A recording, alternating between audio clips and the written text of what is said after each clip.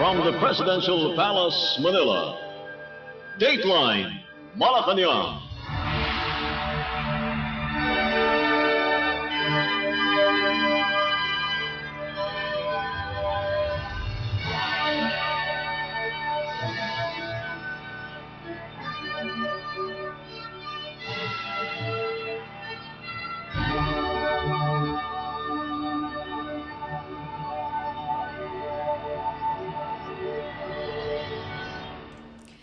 Good day, this is Dateline Malacañang, and here are the news.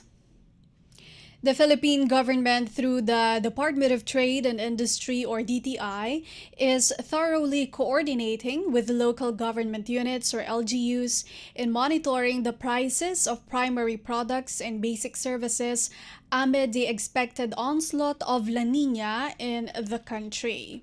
In a television interview, DTI Assistant Secretary Amanda Nograles said the agency is monitoring prices, basic necessities, and prime commodities nationwide. The official made sure that those involved in hoarding and other illegal price manipulation will be apprehended and file necessary cases against them. Nograles said the DTI is in coordination with LGUs to revive local price coordinating councils to lower and monitor the prices on the ground. The Assistant Secretary said some manufacturers have already expressed to voluntary price freeze their products and services. Dateline Malacañang. The Philippine Department of Agriculture said it is planning to build a condemnation facility to curb the alleged diversion of illegally imported agricultural products. Agriculture Secretary Francisco Chu Laurel Jr. made the statement after reports of smuggled imported agricultural products meant for condemnation were instead diverted. He said to stop these illegal activities, the DA should have its own condemnation facility. During the 6th Private Sector Advisory Council Agriculture Sector Group or PSAC-ASG meeting in Malacañang in early May, Philippine President Ferdinand R. Marcos Jr. sought the intensified enforcement of anti-smuggling measures. Laurel noted that with a condemnation facility, the DA could properly execute the disposal of illegally imported agri-products. Dateline Malacañang. The Civil Aviation Authority of the Philippines, or CAAP, is still determining the causes of the Cessna 172 training aircraft that crashed in the waters of Kanaway Town in San Fernando City, La Union Province on Tuesday morning. A flight instructor and a student pilot sustained minor injuries and were brought to the Lorma Medical Center. The plane, operated by Leading Edge International Aviation Academy Incorporated, was conducting touch-and-go flights at the San Fernando Airport. In a news release, the CAAP said based on the initial information, the San Fernando Tower received an alert from the aircraft declaring an emergency failure at 8:23 in the morning after the second touch-and-go at San Fernando Airport at 8:10 in the morning. In a report, the four-seater plane ditched approximately 0.5 nautical miles abeam the threshold of runway 01, ending up on the shoreline of Kanaway Town. CAAP added that the engine cowling was missing. Meanwhile, crash and fire rescue teams responded while the Philippine Coast Guard or PCG deployed two 25-meter oil spill booms to control a possible oil spill. A medical team from the PCG and the city's Disaster Risk Reduction and Management Office rendered first aid to the victims before taking them to the hospital. The PCG said its station in La Union responded in less than 5 minutes. Dateline Malacañang. The Civil Aviation Authority of the Philippines, or CAAP, has apologized for another system glitch that affected over 9,200 passengers and delayed and consequently canceled a number of flights at the Ninoy Aquino International Airport, or NAIA. CAAP spokesperson Eric Apolonio in a Bagong Pilipinas Ngayon televised briefing said he is hopeful the upgrades would be finished by the third quarter and no more glitches would happen. On New Year's Day in 2023, hundreds of flights got canceled or delayed and thousands of passengers were affected when the Communications, Navigation, and Surveillance or Air Traffic Management or CNS ATM had a system glitch. The CNS ATM enables aircraft to transmit accurate locations for takeoffs, landings, and air traffic control. Apolonio said the Communication Aviation Surveillance System had a problem in 2023, resulting in more flights being affected. The latest problem, he said, was a software issue. Apolonio admitted that the CNS ATM needed upgrades and CAAP apparently was focused on system upgrades from 2010 to 2017. He also clarified there was no hacking involved in the latest incident.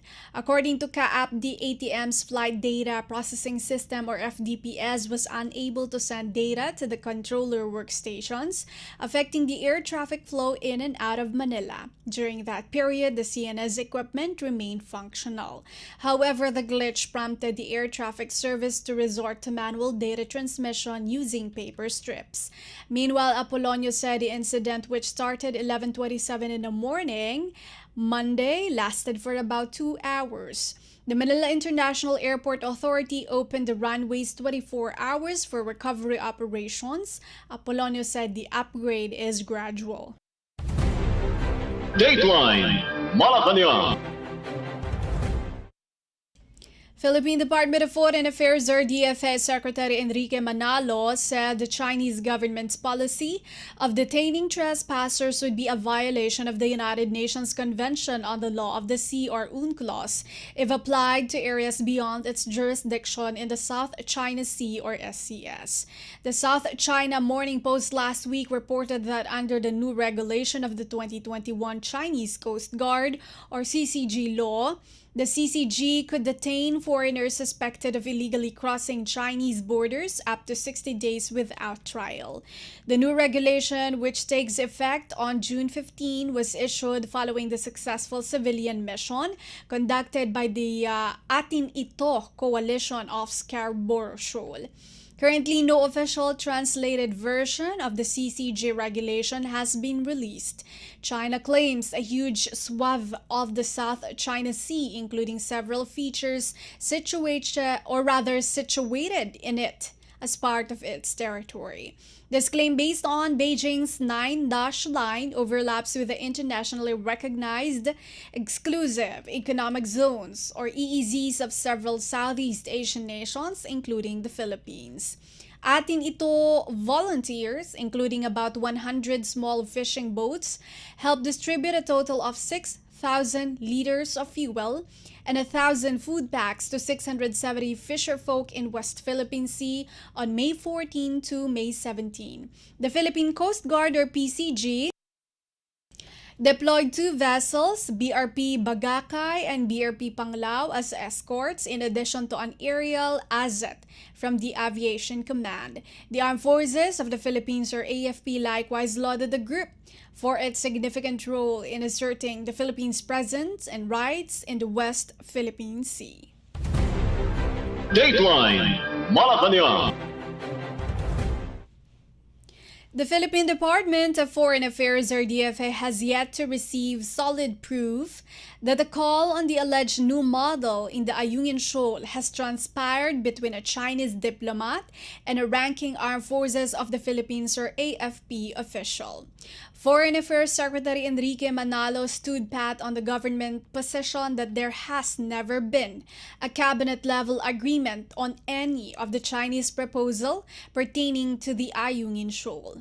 The matter of wiretapping, on the other hand, would be a different subject, as foreign diplomats, while accorded certain liberties to conduct their duties, must still comply with the Philippine laws and regulations. The DFA earlier said only Philippine President Ferdinand R. Marcos Jr. could approve or authorize deals on matters related to the West Philippine Sea and the South China Sea. The Chinese embassy in Manila had claimed that then AFP Western Command Chief Vice Admiral Alberto Carlos agreed to a new model on the Philippine resupply missions in Ayungin Shoal with permission from ranking government officials, including Defense Secretary Gilberto Teodoro Jr., who himself denied the deal's existence. President Marcos meanwhile said the government would investigate the alleged wiretapping of the Chinese embassy in Manila. Dateline Malacañang. An official of the National Security Council or NSC challenged China to allow third-party inspectors to check the current environmental condition of Bajo de Masinloc or Scarborough Shoal. NSC Assistant Director General and spokesperson Jonathan Malaya's statement came after the Chinese Foreign Ministry denied reports of environmental destruction in the Bajo de Masinloc despite incontrovertible proof presented by the Philippine Coast Guard or PCG on Monday. Giant clams, among others, are declared protected species under the Convention on the International Trade in Endangered Species of Wild Fauna and Flora, or CITES. Malaya also maintained that Beijing has no legal rights over Bajo de Masinloc, and all of its expansive claims over the entire South China Sea have been invalidated and nullified by the 2016 Permanent Court of Arbitration ruling. Aside from this, the arbitral ruling also noted that Chinese authorities were aware that their fishers were harvesting endangered sea turtles, coral, and giant clams on a substantial scale in the South China Sea, using methods that inflict severe damage on the coral reef environment and had not fulfilled their obligations to stop such activities. On Tuesday, the Philippine Navy or PN announced that a total of 128 assorted Chinese ships have been spotted in the West Philippine Sea or WPS from May 14 to May 20. This is higher than the 98 spotted from May 7 to May 13. This can be broken down into the following: 9 China Coast Guard vessels or CCGVs in Bajo de Masinloc, along with 4 People's Liberation Army Navy planned ships and 42 Chinese Maritime Militia vessels or CMMVs, 4 CCGVs and 25 CMMVs in Ayungin Shoal, 1 CCGV, 2 plan, and 27 CCMVs in Pag-asa Island, 1 CMMV in Kota Island, 1 CMMV in Likas Island, 2 CMMVs in Lawak Island, 7 CMMVs in Panata Island, and 3 CMMV in Patag Island. Dateline Malacañang. Armed Forces of the Philippines or AFP Chief General Romeo Bronner Jr. and United States Pacific Fleet Commander Admiral Stephen Kohler met to discuss ways to further uphold peace in the Indo-Pacific region. In a statement, AFP Public Affairs Office Chief Colonel Ceres Trinidad said General Bronner Jr. expressed his gratitude to Admiral Kohler for the continued support of the enduring U.S.-Philippine alliance amidst evolving security challenges.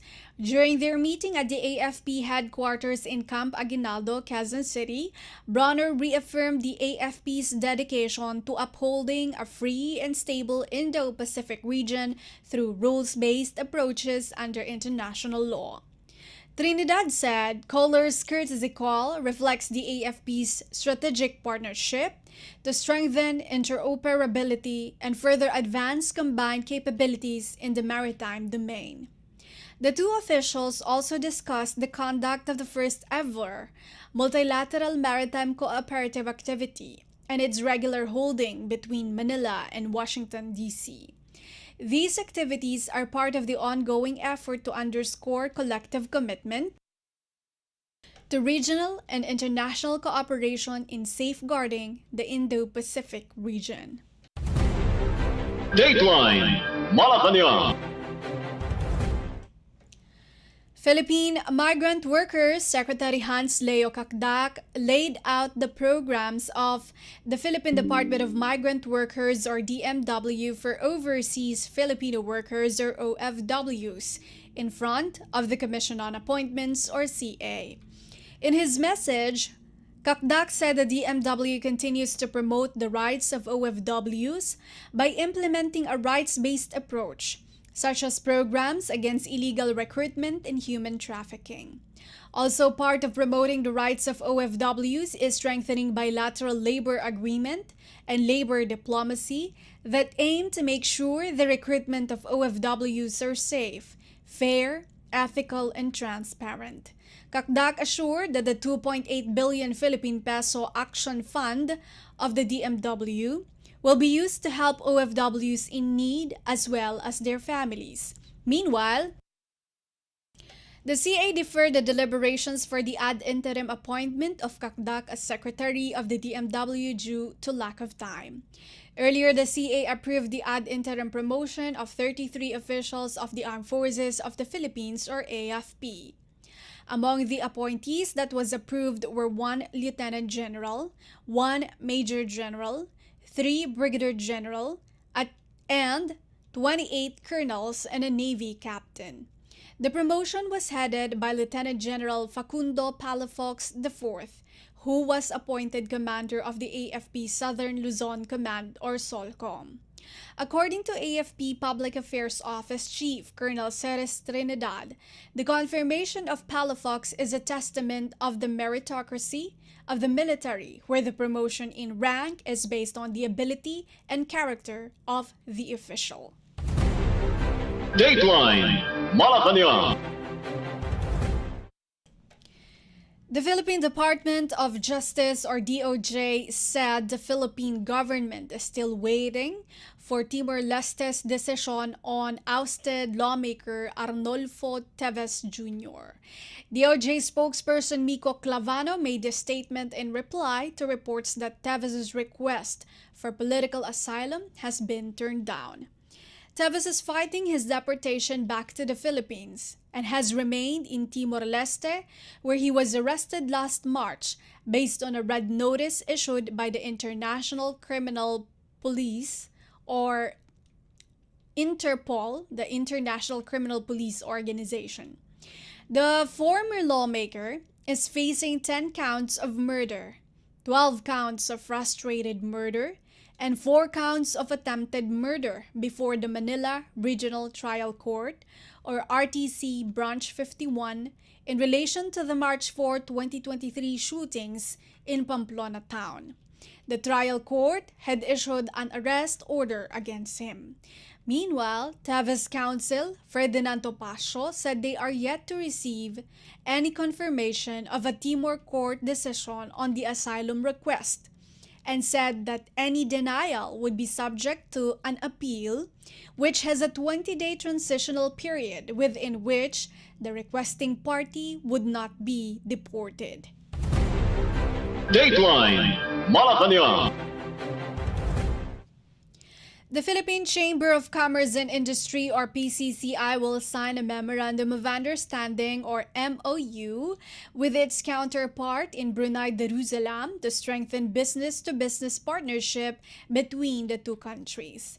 In an interview, PCCI President Junina Mangio said they will join Philippine President Ferdinand R. Marcos Jr. in his official trip to Brunei Darussalam from May 28 to May 29. Mangio said the MOU aims to forge closer cooperation with Brunei's National Chamber of Commerce and Industry in various sectors. She said that they will sign an MOU with Brunei's Chamber of Commerce. That is the time that they will know what the possible collaborations and cooperations are for the members and the business sector, which they can avail of.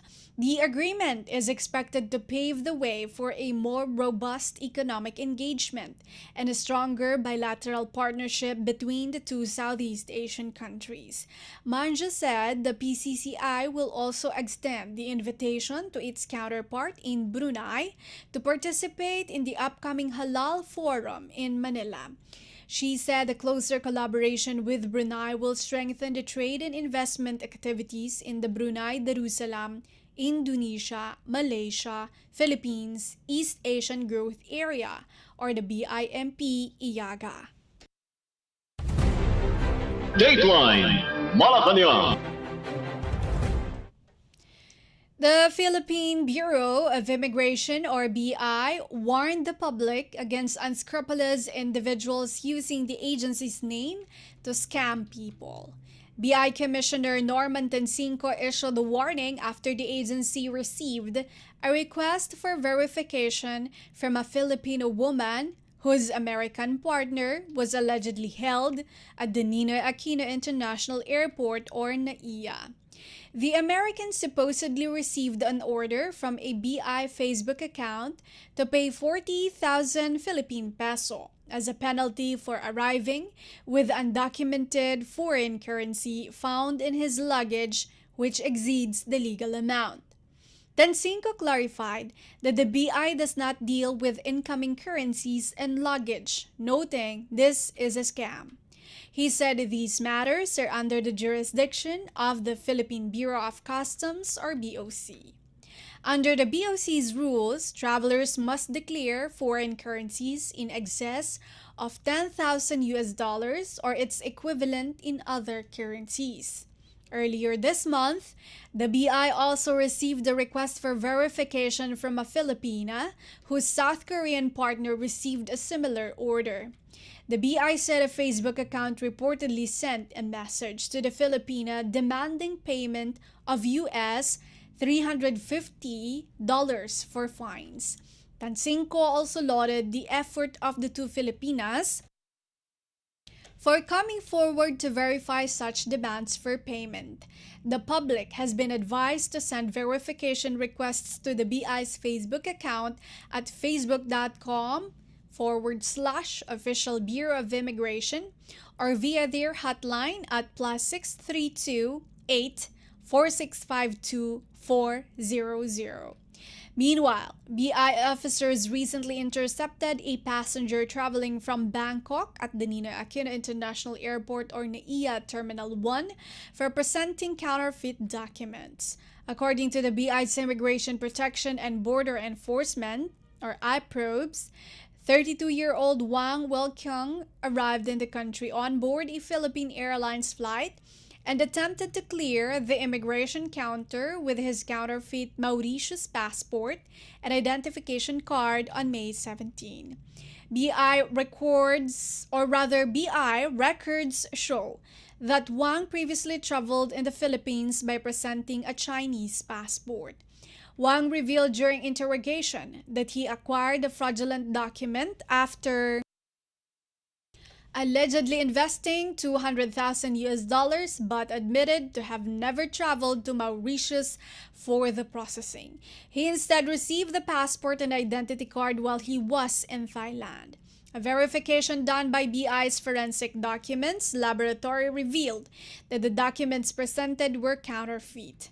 Tancinco has ordered the foreigner's immediate exclusion from the Philippines and his inclusion in the BI's blacklist to prevent him from returning to the country.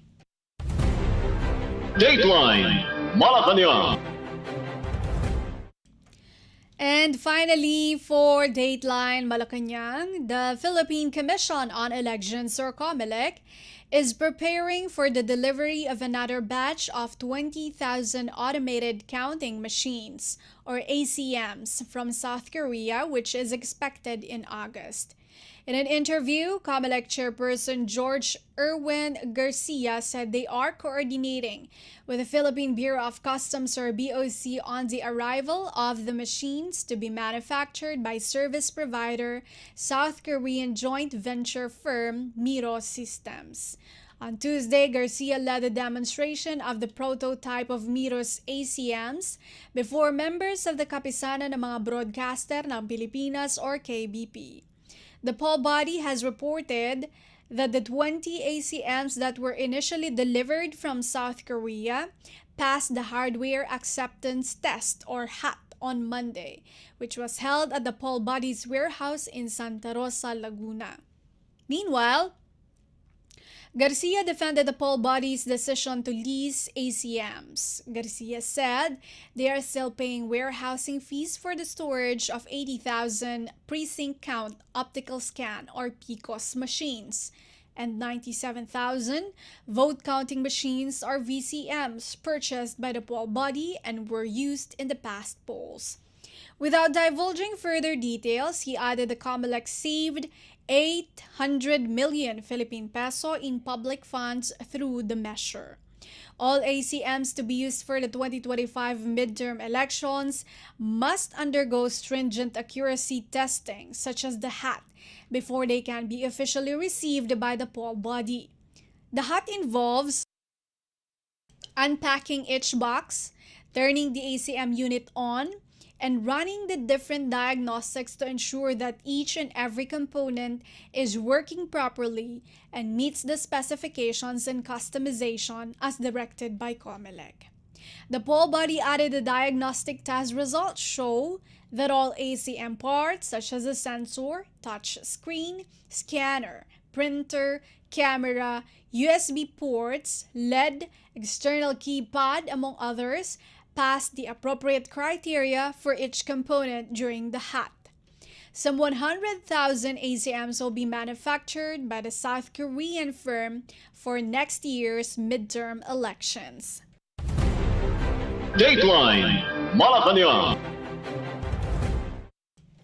And that is all for today's Dateline Malacañang. For Radyo Pilipinas World Service, this has been Bea Gaza. From the Presidential Palace, Manila, Dateline Malacañang.